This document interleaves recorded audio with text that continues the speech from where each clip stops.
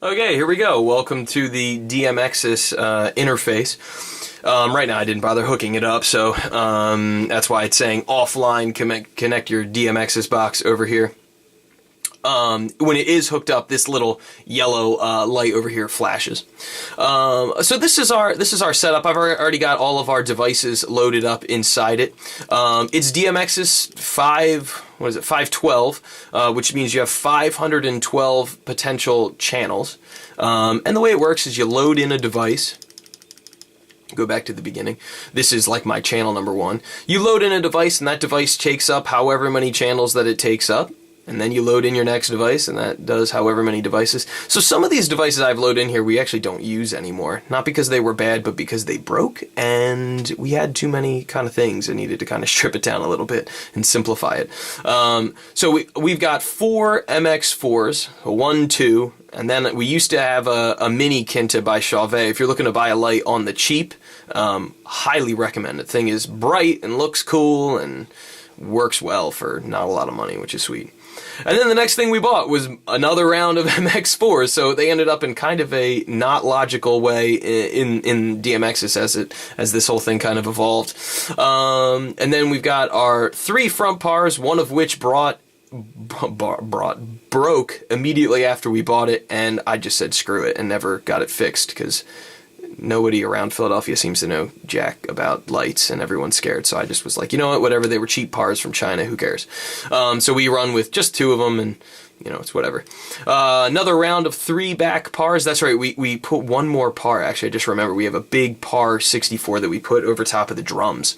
Do drum spotlight and strobe and things like that when I'm trying to direct the crowd's attention to Mr. David in the back.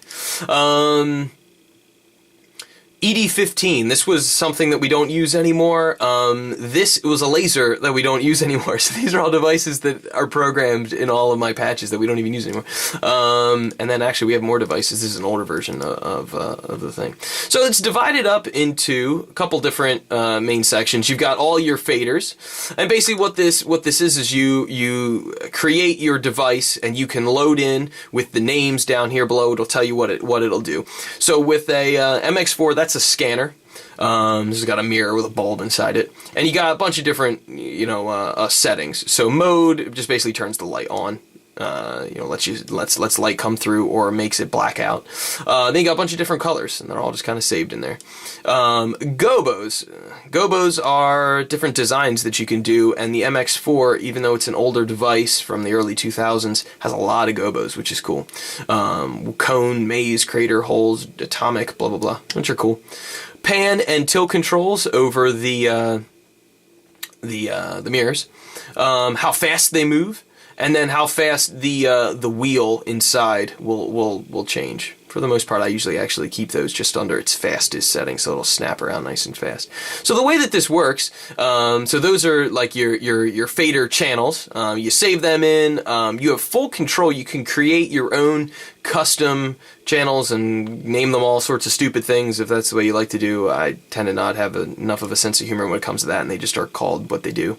Then you got this button that you hit for presets, and these are all of the things that I've made along the way. There are way too many settings. I had no idea what I was doing when I first started this. So divided into banks and then presets. And when I first started getting into this, a lot of people were talking about how they had, individual songs, so you'd be like, maybe this song is called Stairway to Heaven, and then you got all your lights for Stairway to Heaven, and then maybe your next song is called The Wizard, and then over here all your songs for The Wizard, blah, blah, blah. I don't actually think doing that makes any sense unless there's specific things that you need for a song. A couple of the drawbacks to get started with DMXIS now at this point are that the way that you control, let me pull up a setter, so verse scanners, I'll pop over here. You see all the faders are moving. The way that you make a fader move, you click on it, you've got an oscillator down here, which is the way that it'll make it move, and you can create things from that. Now the problem is there is no way, you proud guys, there is no way to do like a bar of 7/4 in here. You can't get your lights to move in an odd meter. They all oscillate in like 4/4 tends to be the easiest thing to set it up at. So your different speeds you've got is 16th notes, 8th notes, like a dotted 16th note, a quarter of a bar, 3/8 of a bar, half of a bar, 3/4 of a bar, and then a measure, 2 measures, 3 measures, 4, 6, 8, 12, 16, 30, and then go to way too many bars. Let me change that back real quick. No, come back. So it's not really possible to set like 7/8 on there, if you kind of know what I mean. Now, for most bands, that's probably not a problem. You get your lights pulsing or panning around or doing cool moves in 4 and everything will look sweet. For minor error stuff, it's minor. It's not really a big deal, but it does kind of annoy me because sometimes you get a pulse in 4 when you're playing in 7 and 8, and then, I don't know, it looks weird. It'd be cooler if it could like match it better, but so that's a little bit of one of the drawbacks of it. This oscillator is cool, but it has its limitations, and you kind of hit it quick. You'll hit those limitations fairly fast. There's also a sound tracker setting, which I never use. Kind of defeats the purpose for me of the whole. I mean, if you're gonna program lights, you're gonna program lights. This thing is always gonna be on a delay. It'll read, misread thing. It just, I don't know, just kind of makes a mess of it. So I never use it. Maybe it makes sense for you, but I never use it. The oscillator divided up into different waveforms. You've got a sine wave, you've got a square wave, you've got a triangle wave, saw up, saw down. Those are your different types of waveforms that you can select. Sine wave is exactly what it sounds like. It's like a even wave, goes up and down. Square is like boxy. If you've ever worked with a synthesizer, that's basically what all these things are. Over here on the channel, you've got an invert setting, which is pretty cool, and that's how you can get one going up and one going down the other. You just click on that guy, hit invert, and then they would end up switching. Now, one of the problems with DMXIS is that it might not show it right away. You'd have to click out to the preset, hit overwrite, then go back to it, and then it would be inverted, going back and forth. So there's a couple weird idiosyncrasies with the software that you just have to kind of get used to. If you hold down the shift button, that'll select a whole range of things. So that's really useful, if you're doing something with, a bunch of the same faders. Let's say you want to select all of these faders. They're all the color green or something. You just want to jack them all up. You can move them all at the same time, which is kind of cool. If you click the word DMXIS, it unselects. If you click a fader and then hold down the control button on Mac, you can select individual faders and then move those around. That's obviously really helpful if you want to grab all your green faders on your light and just pull it down slightly. That's kind of cool. So the way that this works is you've got your banks, then you got your presets inside the bank, and they tell you, you can make it up with a specific song. But if you're like me, with doing the cover thing, we play, I don't know, 50 songs in a night or 40 songs in a night. That would be a ton of banks, and just, it's making more work than it needs to. So I started out naming things for specific medleys that were the first ones that I worked on, and then realized, you know what, this is dumb. There's just certain things when you program a light show you want the lights to do. And what I ended up doing is I end up using our Dance 1 group of presets most of the time, and then there's certain things that I have in other ones that I just know are there because I made it. It's a little cluttered. If anybody else tried to program from this, it would be a nightmare. But there's certain things, you want your lights to do. You want all your lights to black out, so all of them are off. I like a blinders thing, so you hit a stop in a song and you want it to be big, you hit everything with a big just white wash light. You want to do a quick strobe heading into a chorus, I got a strobe setting. You got maybe a drum solo, you want to spotlight the drums. Maybe there's a vocal thing in the middle, you want to, maybe the guitar player's cutting a solo to the left, you want to just point people's attention over there. So that's kind of, I ended up realizing, like, hey, you really just need lights to do certain things on stage, and in this kind of way, more is not more, less is more. Make it simple and impactful is kind of what I've learned, especially if you have less fixtures. It's a great idea. So these are just like different things that I came up with along the way. You got slow scans, I've got what I call pulses, where I get all the pars to bump and pulse to either 4/4.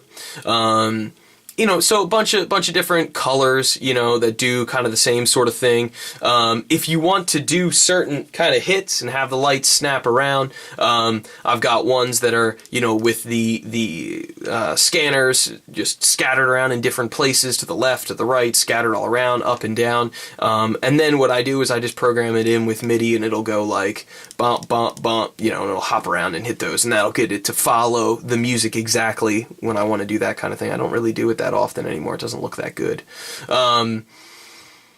So that's kind of the way that I use it now at this point. I've got just different settings. This is an outdated file for me. I've got other ones, like we did a version with the cover thing of Carol the Bells, so I've got like a themed lights. They're all Christmassy, so they're red and green, and when Halloween rolls around again and we're doing a Halloween thing, it'll be so I call that one themed lights. First scanner light show, what we used to do before I actually programmed all our songs when we were in the computer, this was basically our light show, consisted of 31 different scenes. None of these other ones existed. It was just scanner light show. And then it has an auto run, so I would just throw that on usually 8 bars, and it would just run the show. And every once in a while you'd get lucky and it would change in time with the music and do something cool. Most of the time it would not, and it looked, well, it was better than what we had before, so, everything kind of goes in time. We've got a fade to next setting up here, and what that basically means is it takes 2 seconds, the way I have it set, for this setting to fade into the next setting, and that really helped great for the auto run kind of thing. There's a bank tempo. This is a global setting, 120.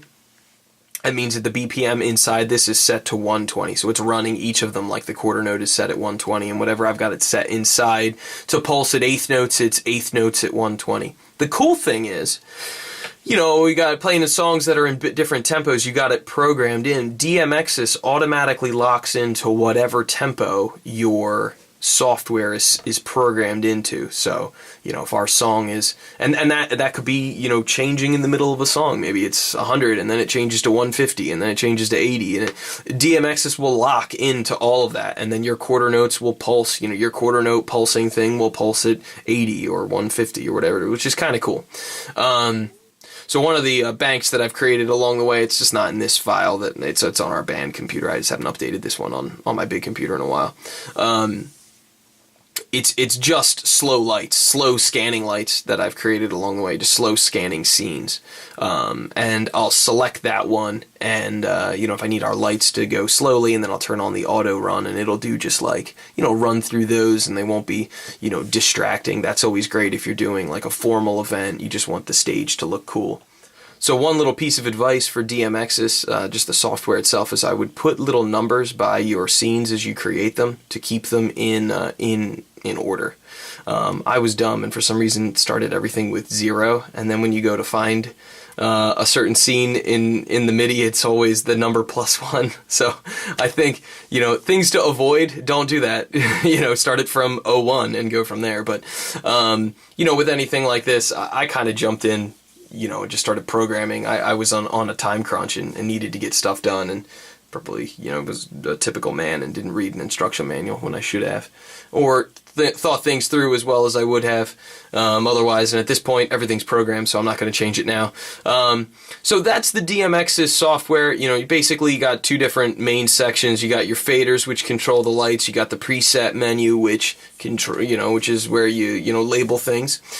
Basic controls, new, rename, delete, new, rename, overwrite, delete.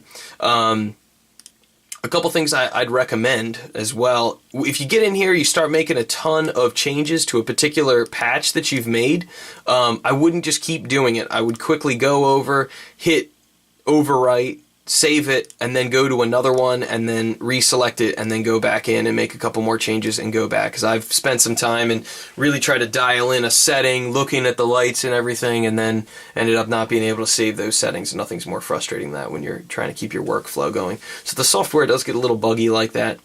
Got a macros tab, which is cool for doing things quickly. Utility is one that I've used a couple times. Big thing right here, you know, 0 all channels. So if you're, you know, let's say I grab my yellow gold chorus and then everything's hopping around and I just want to start from blank. I just want to shut everything up. You can just go Utility, 0 all channels, and it'll slap everything down. Now, as you can see, one of the things that's weird is that it didn't turn off the oscillators. So what you'd have to do then is select all of them like that, turn up and then down, and then that would finally have, oh, it just went to the next scene, but that would have stopped the, you know, turned off all the oscillators. So the software is not perfect. It's limited on purpose, which is both a good thing and a bad thing. So that's DMXIS, the software, fairly in-depth, probably kind of boring and me just rambling, but hopefully you guys, if you made it this far, got something out of my ramblings. Eventually, like I said, I'm going to do a review of some devices that we've got and, you know, my show and what I've programmed along the way. So, thank you for watching. If you liked the video, please hit like and subscribe and check out our other content on our channel. Thank you. Bye.